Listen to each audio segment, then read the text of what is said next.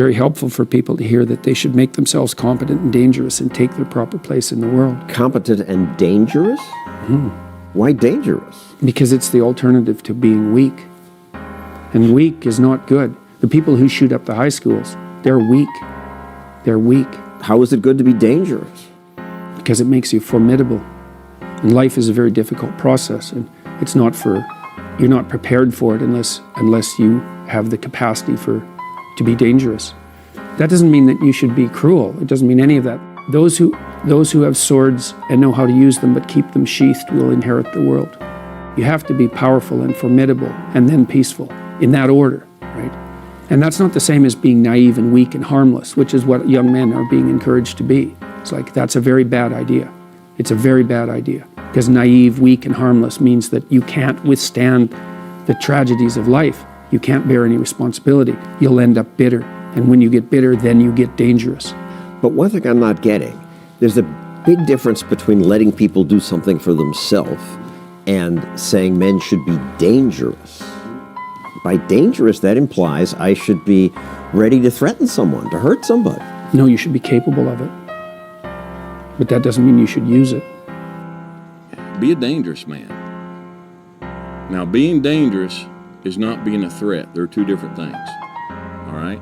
And it's not about going out and lifting weights and getting a bunch of tattoos and wearing leather jackets and walking around with your chest and shoulders up, hulking around saying, I'm dangerous. That's very rarely is that a dangerous man.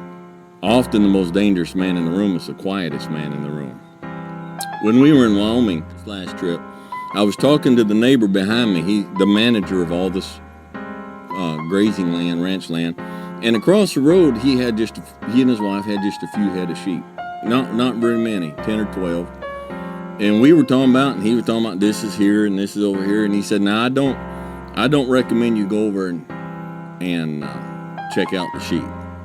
He has one of those Great Pyrenees dogs over there. He said that dog doesn't know you, and he might eat you up, protecting those sheep. Now, sat there for a couple days and watched. That dog was dangerous, all right? But that dog did not sit on the hillside up with his head up and his hair flowing in the wind like some kind of lion, telling the whole world I'm dangerous. He wasn't down at the road down there barking at everything come by, says I'm dangerous. He was just with the sheep, and he was not a danger to the sheep. The lambs and the ewes and everything come around and go in around amongst him and everything, and they were perfectly 100% safe. When I was a kid, I wanted to be a commando. Like, I don't really remember wanting to do anything else. When I realized that there was that role that you could play in life, that's what I wanted to do. And when they were all down in there and down in the middle of the day and kind of gathered up and resting, he's out under a shade tree out there somewhere. He's resting too. He's not telling everybody how dangerous he is. In fact, from a distance, if you look down there, he looked like the sheep, about the same size, big old white, woolly. You couldn't tell him from the sheep.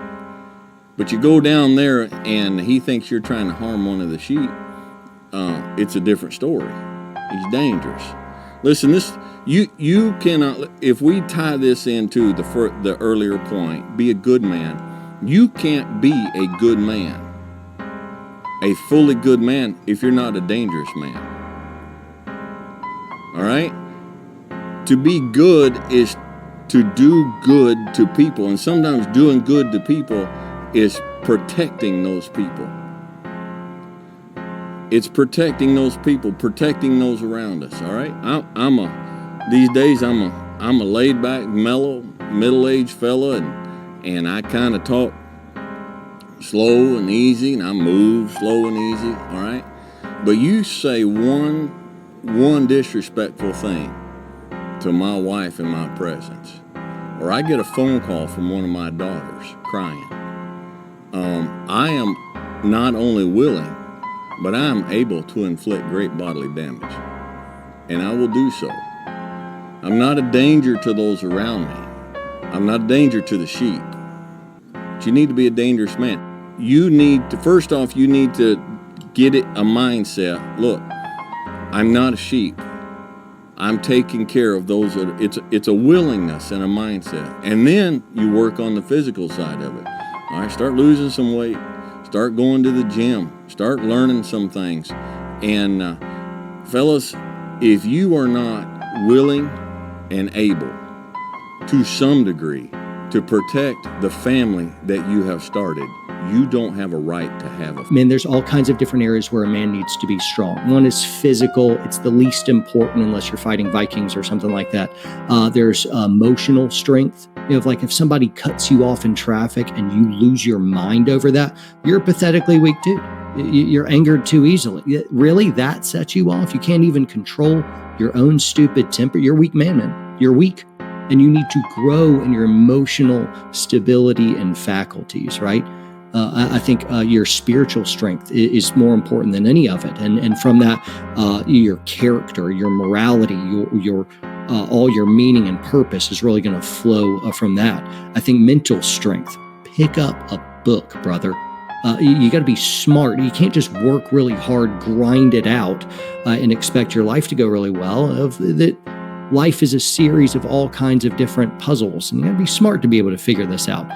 Like, for instance, you don't talk to chicks the same way you talk to dudes. And if you try to, you're going to destroy your life. You'll feel tough, but you're an idiot. You're going to destroy all your relationships because you're an idiot. And so we need to get stronger in all those different areas.